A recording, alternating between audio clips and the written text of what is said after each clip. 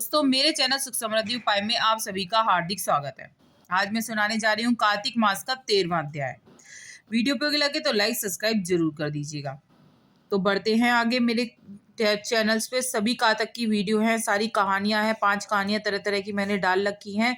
जरूर देखिएगा, 3 बार डाल रखी है मैंने 5-5 कहानियां अलग अलग। आप जरूर सुनिएगा अलग अलग कहानियां। और वीडियो उपयोगी लगे तो लाइक सब्सक्राइब जरूर कर दीजिएगा। बढ़ते हैं अपने 13वें अध्याय की तरफ ही। बोलो विष्णु भगवान की जय, बोल माता तुलसी की जय। यहाँ तक की कथा सुनाने के बाद नारद जी बोले, हे महाराज प्रतु, भगवान शिव तो सांचित योगीश्वर हैं। उन्हें देवताओं द्वारा जलंधर की सेना के आगमन का समाचार मिला। तब भी वे सांचित्र बैठे श्री हरि का ध्यान करते रहे। और हे राजन, भगवान शिव अजात शत्रु हैं।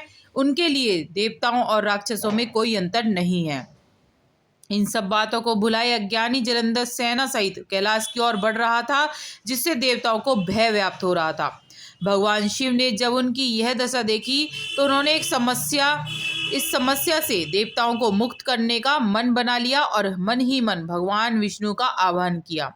लीलाधारी भगवान विष्णु तुरंत ही वहां प्रकट हो गए। तब भगवान शिव ने कहा, हे नारायण, आपने देवताओं को त्रास देने वाले दैत्यों को जीवित क्यों छोड़ दिया? इतना ही नहीं, आप स्वयं लक्ष्मी जी और अपने गणों सहित उनके घर में जाकर विराजमान हो गए। आखिर इसका कारण क्या है? तब भगवान विष्णु बोले, हे महादेव, यह महादित्य आपके अंश से उत्पन्न हुआ है और लक्ष्मी जी का भाई भी है। दूसरी ब्रह्मा जी का वरदान भी है। इसकी मृत्यु आपके ही हाथों होगी। इसी कारण हमने उसे नहीं मारा है। अस्तु, यह महादित्य आपके हाथों ही मारा जाएगा। भगवान विष्णु की बात सुनकर भोलेनाथ बोले, यह महादित्य हमसे भी ऐसे ही नहीं मारा जाएगा।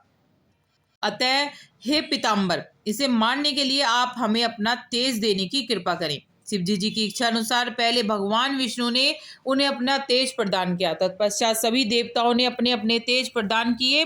तब महादेव सभी तेजों को एकत्रित कर उसमें ज्वालामुखी, सुदर्शन चक्र और एक वज्र बनाकर जलंधर से युद्ध करने को तैयार हो गए। उनके भूतगणों की सेना के साथ देव सेना भी मिल गई। तब जलंधर और उनकी सेना के साथ भगवान शिव का घोर संग्राम आरंभ हो गया। इस संग्राम से पूरा ब्रह्मांड जो था वो कांपमान हो उठा। संग्राम में जितने भी दैत्य मारे जा रहे थे, दैत्य गुरु शुक्राचार्य उन्हें अपनी संजीवनी विद्या से जीवित करते जा रहे थे। यह देखकर शिवगण भागकर भगवान शिव के पास गए और उन्हें सारा वृतांत कह सुनाया। तब भगवान शिव ने तत्काल अपने मुख से कंदरा के समान मुख वाली एक विकराल कन्या को उत्पन्न किया और वह कन्या हुंकार भरती हुई भगवान आगे बढ़ी और दैत्यों का भक्षण करती हुई दैत्य गुरु शुक्राचार्य को उठाकर आलोप हो गई। अब शिवगण निर्भय होकर दैत्यों पर टूट पड़े। उनके प्रहारों से भयभीत होकर दैत्य सेना भाग खड़ी हुई। सेना को भागते देख जलंधर के सेनापति शुंभ निशुंभ कालनेमी शिवगणों से भिड़ गए। जब दैत्यों की सेना के प्रहारों से शिव सेना आहत होने लगी तो गणेश जी शिवगणों की सेना की ओर से लड़ने आए और उनके तथा शुंभ के बीच घोर संग्राम हुआ। इस बार अपनी सेना को आहत देखकर जलंधर स्वयं रणक्षेत्र में आया और उधर शिवगणों की सेना में से शिव के प्रमुख वीरभद्र भी सामने आ गए।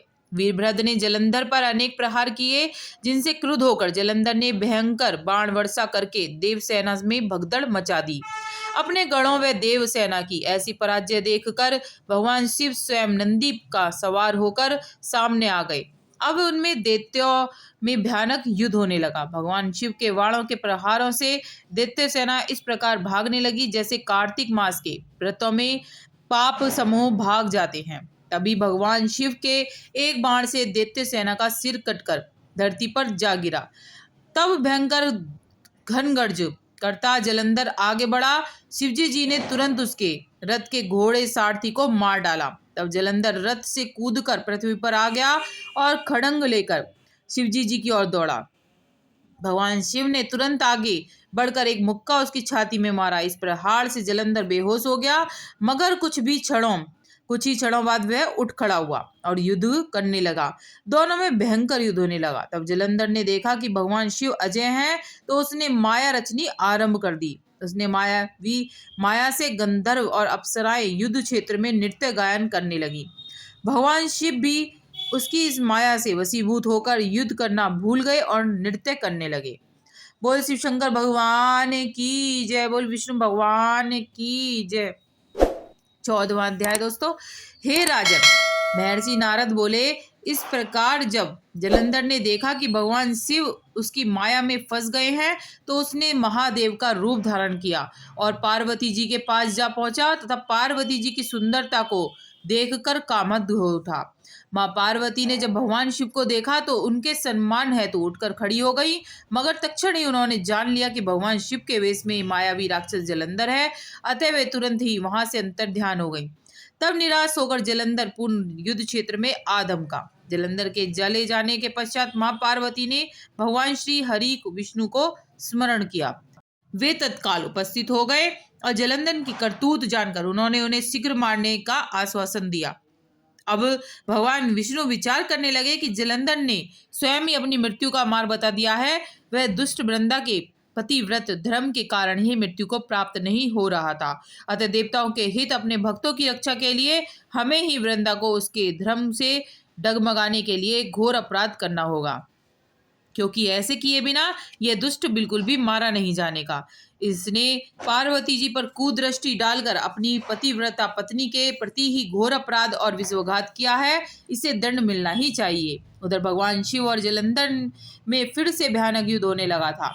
यहाँ तक कि कथा सुनकर राजा पृथु बड़े ही विनीत भाव से महर्षि नारद से पूछा, हे मुनीश्वर, भगवान विष्णु तो धर्म और मर्यादा को दृढ़ करने वाले हैं, फिर उन्होंने वृंदा का धर्म नष्ट करने की बात कैसे सोची? और कृपा कर यह भी बताइए कि आपने जलंधर को मां पार्वती की ओर क्यों आकर्षित किया? यह प्रश्न सुनकर तत्वज्ञानी नारद जी ने कहा, हे महाराजा पृथु, देवताओं को परास्त कर तीनों लोकों पर अपना राज्य कायम कर जलंधर अहंकार से भर गया था और धर्म की मर्यादा तोड़ रहा था, इसलिए उसकी मृत्यु आवश्यक समझकर हमने उसे भगवान शिव से युद्ध करने के लिए प्रेरित किया है। भगवान शिव अकारण उसे भला क्यों मारते, जबकि ब्रह्मा जी के अनुसार उसकी मृत्यु उन्हीं के हाथों होनी थी, इसलिए हमने उन्हें प्रेरित किया है। जहां तक भगवान विष्णु का वृंदा का धर्म नष्ट करने वाली बात है, तो सुनो, पत्नी चाहे कितनी भी पवित्रता क्यों ना हो, यदि वह पति के अनैतिक कार्यों में उसका समर्थन करती है तो यह भी अधर्म है, इसलिए दंडनीय है। यदि पति और पत्नी के तेज का अनैतिक लाभ उठाए तो धर्म स्थापना के लिए पत्नी का तेज कम करना आवश्यक हो जाता है। हे राजन, अब आगे की कथा सुनो। कथा का प्रसंग आगे बढ़ाते हुए नारद जी बोले, इधर भोलेनाथ और जलंधर में भयंकर युद्ध चल रहा था और उधर जलंधर के दुष्कर्मों के फलस्वरूप वृंदा एक भयानक स्वरूप सपन देख रही थी। सपन में उसने देखा कि उसका पति सारे शरीर पर तेल मले नंग धड़ंग भैंसे पर सवार हो प्रेतों के साथ दक्षिण दिशा की ओर गमन कर रहा था। यह देखकर वृंदा की आंख खुल गई और पति की ऐसी हालत देखकर वह अत्यंत व्याकुल हो गई। वह मन की शांति पाने के लिए वन वन भटकने लगी। एक वन में जब वह विचरण कर रही तो उसने सिंह मुख वाले 2 राक्षस देखे। उन्हें देखकर भयभीत होकर भाग खड़ी हुई और भागते भागते वह एक दूसरे स्थान पर आ गई, जहां उसने एक तपस्वी और उसके एक शिष्य को देखा। उसने तपस्वी से अपनी रक्षा की और प्रार्थना की। उसकी विनय सुनकर तपस्वी ने उस दिशा में देखा जिधर से वे दोनों राक्षस भागे चले आ रहे थे। तब एक हुंकार से ही उसने उन्हें भगा दिया। वृंदा ने चैन की सांस ली। तपस्वी से बोली, हे मामुनि, मेरे पति जलंधर तथा महादेव में घोर युद्ध हो रहा है, कृपा करके बताइए इस युद्ध में विजय किसकी होगी? आप तो सर्वज्ञ हैं, आप यह भेद अवश्य ही जानते होंगे। उसकी प्रार्थना सुनकर मुनि ने आकाश की ओर देखा। उसी समय 2 वानरों ने वहां आकर मुनि को प्रणाम किया। तत्पश्चात मुनि का संकेत पाकर वे वहां से चले गए।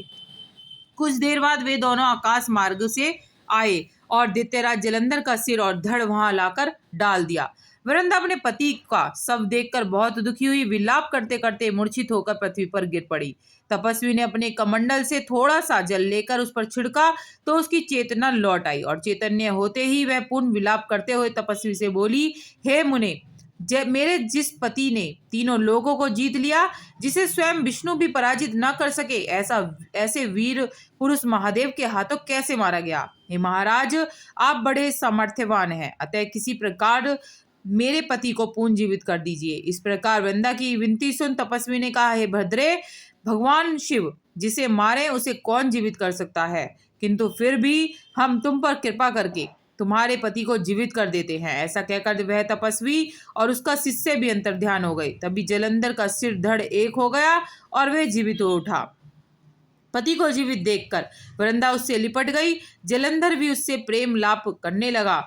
इस प्रकार वनों में ही उनके दिन व्यतीत होने लगे। मगर एक दिन अचानक वृंदा के मस्तिष्क में ये बात आई कि उसके पति की अब राक्षसों वाली वृत्ति नहीं रही है।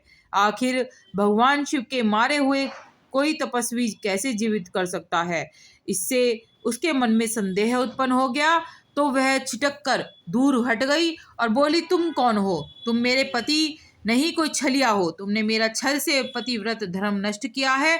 मैं तुम्हें श्राप देती हूँ कि तुम पत्थर के हो जाओ। हे राजन, यहाँ तक की कथा सुनने के बाद नारद जी बोले, भगवान विष्णु ही वे तपस्वी थे जिन्होंने देवताओं और अपने भक्तों की रक्षा हेतु वृंदा का धर्म नष्ट किया, क्योंकि दैत्यराज जलंधर उनके तेज से ही नहीं मारा जा रहा था, किंतु इस प्रकार छल करके वे मन ही मन बहुत दुखी थे। वृंदा का श्राप सुनकर उन्होंने कहा, हे वृंदा, तुम्हारे श्राप को ग्रहण कर मैं अवश्य शीला रूप हो जाऊंगा, किंतु तुम भी वृक्ष होकर मुझको प्राप्त हो सकोगी। तभी वृंदा ने अपने पति के चरणों का स्मरण किया और अपने तेज से अग्नि उत्पन्न कर उसमें प्रवेश होकर भस्म हो गई और शीला रूप होकर भगवान विष्णु उनका स्मरण कर उनकी भस्म में लौटने लगे। उधर युद्ध क्षेत्र में दैत्यराज जलंधर ने माया द्वारा पार्वती जी का रूप धारण कर लिया और शिवजी जी को मारने दौड़ा। यह देख शिवजी जी आश्चर्य में पड़ गए कि पार्वती पर कैसे हाथ उठाए। यह सोचकर वे नीचे को मुख करके बैठ गए। तब जलंधर ने उन पर अनेकों बाणों से प्रहार किए। इस प्रकार शिव जी को राक्षसी माया से ग्रस्त देखकर भगवान विष्णु तुरंत ही वहां आए और शिव जी को उनकी राक्षसी माया का बोध कराया। तब संचेत होकर प्रलयकर भगवान शंकर वेग से राक्षसों पर टूट पड़े। उन्होंने ऐसे भयंकर बाण वर्षा की कि छोटे मोटे राक्षसों को तो विसात ही क्या, शुंभ और निशुंभ भी भयभीत होकर रण क्षेत्र में भाग खड़े हुए। तब शिवजी जी ने उन्हें श्राप देते हुए कहा, तुम युद्ध क्षेत्र से भागे हो, इसलिए पार्वती जी के हाथों मारे जाओगे। इधर वृंदा का पतिव्रत धर्म भंग हो जाने से जलंधर का बल समाप्त प्राय हो गया था। इस प्रकार सभी देवताओं के तेज से बने सुदर्शन चक्र द्वारा भगवान भोलेनाथ ने उसका वध कर दिया। सुदर्शन चक्र के प्रहार से जलंधर का सिर कटकर भूमि पर गिर पड़ा। तब जलंधर का तेज शिव में और वृंदा का तेज पार्वती में समा गया। बोलो विष्णु भगवान की जय, बोल शिव शंकर भगवान की जय। दोस्तों, वीडियो उपयोगी लगे तो लाइक सब्सक्राइब जरूर करिएगा। मेरे चैनल से कल तक की सारी वीडियो है, सभी तरह की वीडियो है, जरूर देखिएगा। Thank you.